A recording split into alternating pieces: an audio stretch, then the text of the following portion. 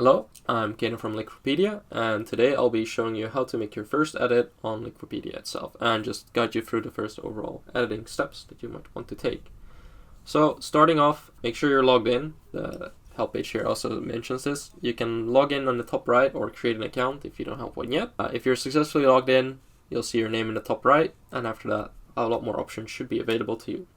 So, to make your general first edit, you have the toolbar here at the top. You can just press edit and you will be able to edit this whole page that you're currently on. If you're on a different page, press edit, same applies, you can edit the whole page. You'll also often see edit buttons on the headers here. You can use these to just edit this specific section that falls under the header, which allows you to just edit that part and not mess with anything else on accident. So, let's make our first edit we can start on this page because we just have to work with text, which is pretty easy to work with. So once you press edit here, you'll see the text that's written here. It's just plain text. And you can see here, these things make the header. And this creates a link. I'll get through it. So basically, if I want to write something else, I can press enter. This will be a new line. I can write, I want to make my first edit. So you've now written just plain text on a text paragraph. And then you can head down and there's a couple of options. First, there's the edit summary. This will send a message to all the other contributors to sort of get a summary of what your edit is trying to achieve. Generally, these boxes I tend to ignore, but the minor edit sort of marks as like, oh, if it's a small edit you're making, but no one really uses this. And there's watch this page, which will add this to your watch list. If it paged in your watch list, you sort of get an overview of all the pages you've edited. And then there's the three primary buttons you'll probably use. Save changes directly saves the changes. If you're not an actual editor just yet, your changes will be pending and someone has to review them.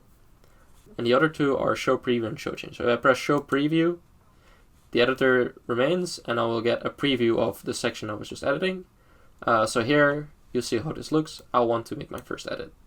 It appears right here. If I go back and I press show changes, it will not show the preview anymore, but it will show me the changes that I've made. This is good to do. Let's say you might have accidentally thought, hey, maybe I removed something on accident. Let me just quickly double check if I haven't accidentally made the wrong changes. So here you can see previous version, and in green here, I want to make a first edit has appeared. So that's almost the first steps to making your first edit. On the contrary here, if I want to do something more, let's say plain text is pretty easy to work with. At first this might be collapsed. You can collapse this and you'll have a bit more tools available to you. I like to keep this open because there's some easy functions here that I like to use.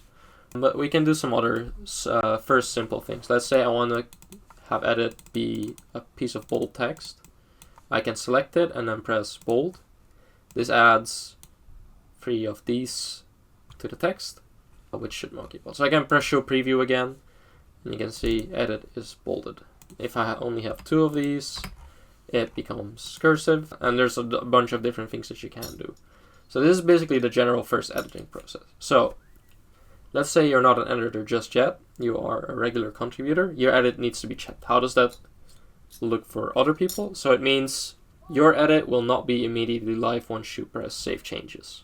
It will be live for people that are logged in, are editors, and have set that they want to see the most recent version instead of the stable version. But other than that, for non-logged in users, it's not visible just yet. It needs to be checked. So for other contributors, I'm now on the Apex wiki, I can press recent changes. And as you can see, someone that's not an editor just yet made an edit here, and it will say pending edits. And so someone who's editor, admin, or above, they can press this and they can accept or reject it. And once it's accepted, it's actually live for other users. So that's how that process works for other people that aren't checking edits. So that's the very basics of just doing a regular small text edit.